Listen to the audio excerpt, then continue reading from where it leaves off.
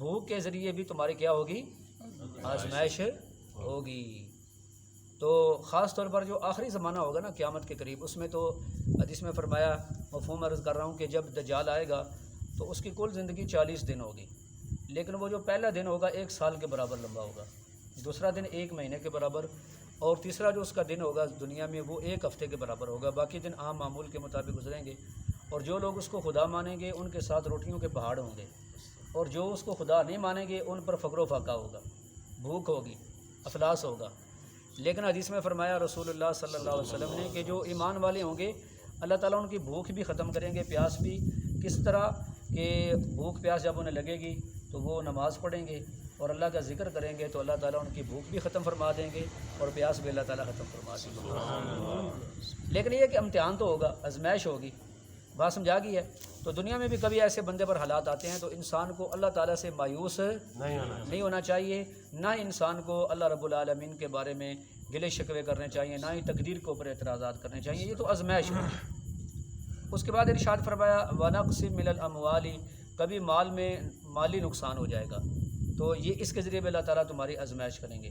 اب اللہ تعالیٰ معاف فرمائے، دیکھا یہ گیا ہے کہ بہت سارے مسلمان جب ان کا کوئی مالی نقصان ہو جاتا ہے تو وہ زبان سے ایسے ایسے ناشکری کے کلمات نکالتے ہیں۔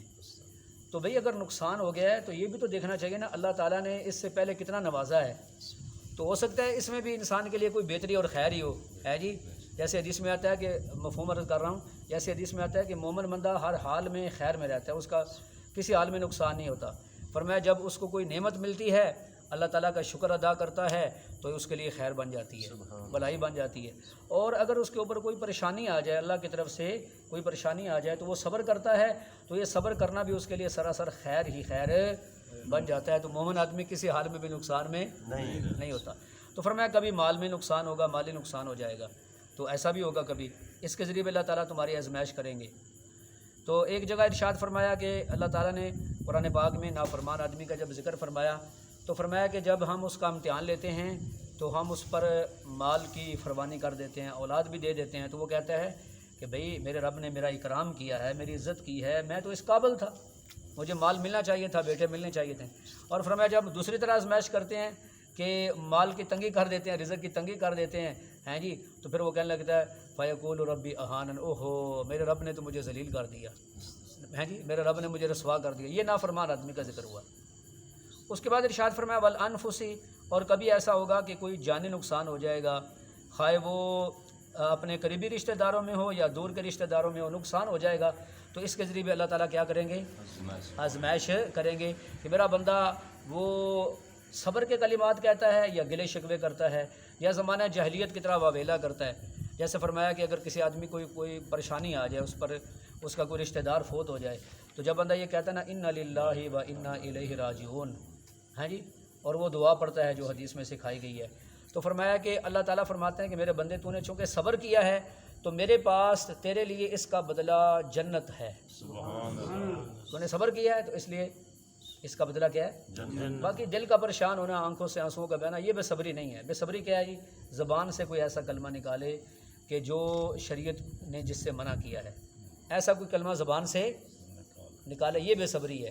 یا اپنے ہاتھ کے ذریعے اپنا گریبان چاک کر لے، اپنے جسم کو مارے، بالوں کو نوچ لے، جیسے زمانہ جاہلیت میں لوگ کرائے پر عورتیں لاتے تھے اور کئی کئی دن تک جس گھر میں فوتگی ہوتی وہاں پر وہ روتی تھیں، رلاتی تھیں، نوحہ کرتی تھیں۔ تو رسول اللہ صلی اللہ علیہ وسلم نے ایسی عورتوں کے بارے میں فرمایا اگر مرنے سے پہلے توبہ نہیں کریں گی وہ جنت کی خوشبو بھی نہیں سونگھ سکتی۔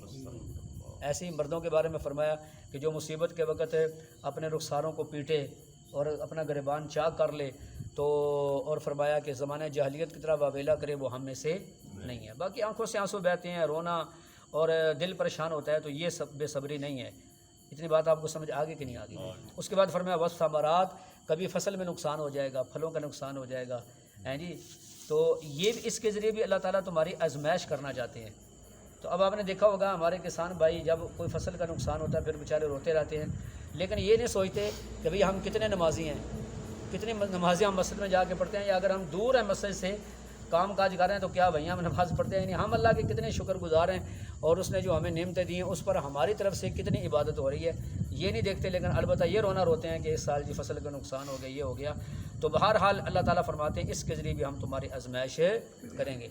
تو معلوم ہوا دنیا ہے آزمائش کی جگہ، مومن آدمی پر کسی نہ کسی درجے میں امتحان ضرور آتا ہے، اگرچہ امتحان مانگنا نہیں چاہیے، آزمائش مانگنی نہیں چاہیے، لیکن اتنی بات ثابت ہوگی اس آیت مبارکہ سے کہ امتحان ضرور آئے گا۔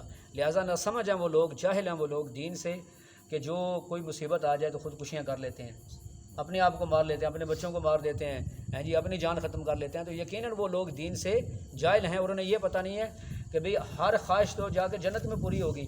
جنت ایک ایسی جگہ جہاں کوئی پریشانی نہیں ہوگی، لیکن یہ دنیا تو اللہ نے ایسی بنائی ہے، کبھی خوشی کبھی غمی، کبھی اچھے حالات کبھی برے حالات، یہ ساری چیزیں ساتھ ساتھ چلتی ہیں۔ اللہ تعالی ہمیں یہ باتیں سمجھنے کی اور عمل کی توفیق عطا فرمائے۔